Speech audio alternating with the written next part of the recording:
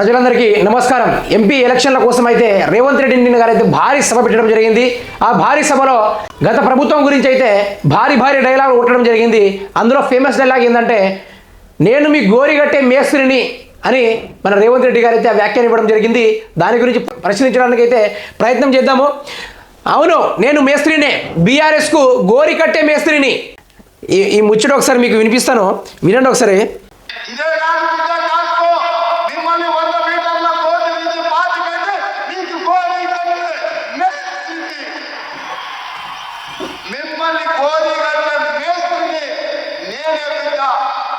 ఈ నెల చివరికి ఇంద్రవెల్లిలో ఆదిలాబాద్ జిల్లాలో వస్తున్న కాసుకోండి బిడ్డలారా, మీకు కోరి విన్నారు కదా, అసలు సిసలైన మేస్త్రిని అని చెప్పుకుంటున్నాడు మన రేవంత్ రెడ్డి.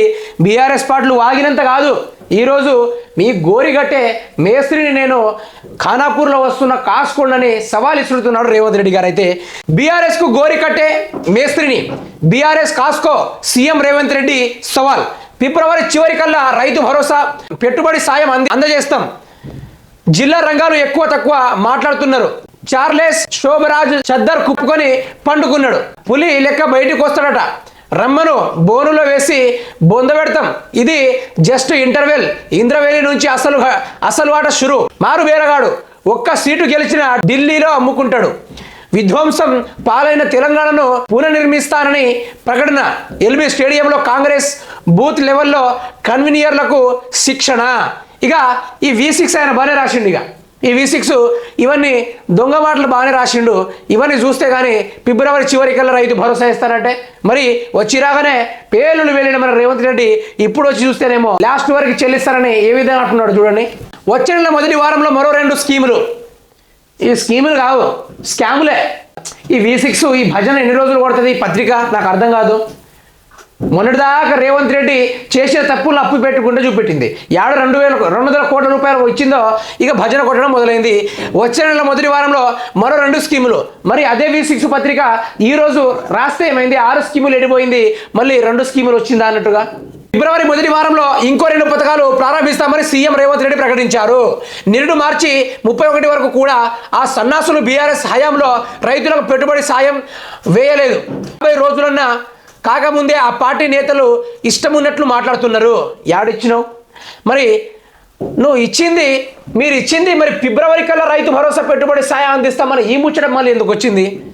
ఇవన్నీ తూకుడు మాటలు. ఇవన్నీ ఇచ్చిన మాట ప్రకారం 100 రోజులు 6 గ్యారెంటీలు అమలు చేస్తాం. ఫిబ్రవరి ఆఖరి వరకు రైతు భరోసా కింద రైతు ఖాతాల్లో పెట్టుబడి సాయం వేస్తాం అని చెప్పారు.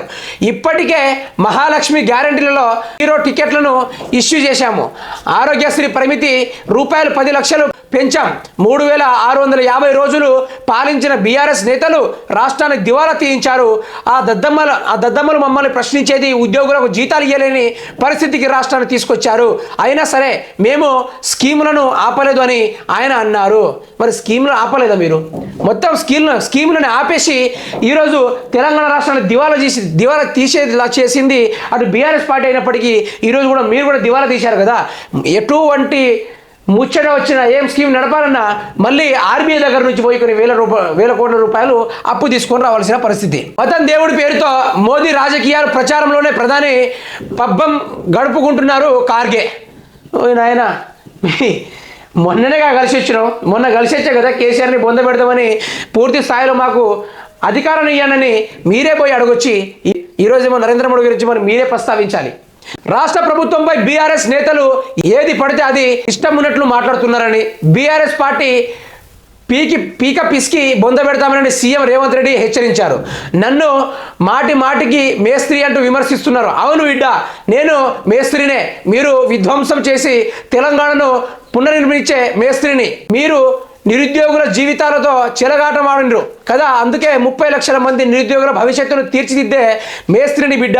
కాస్కో మీ పార్టీని 100 మీటర్ల గోతిలో పాతిపెట్టి మీకు గోరి కట్టే మేస్త్రిని ఇంద్రవేలి నుంచి వస్తున్న కాసుకోండి అని సవాలు చేశారు. ఎంపీ ఎలక్షన్ టైంలో బీఆర్ఎస్ కార్యకర్తలందరూ మన గుంపు మేస్త్రి అని ఆయనను విమర్శిస్తూ ఉంటే నన్ను ఊకే ప్రతి ఎక్కడ చూసినా కూడా గుంపు మేస్త్రి అంటున్నారు.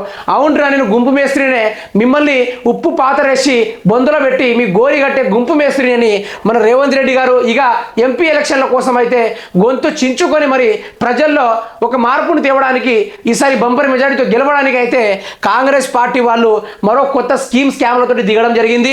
అదేవిధంగా ఫిబ్రవరి చివరి లోపైన రైతు బంధు ఇస్తారట.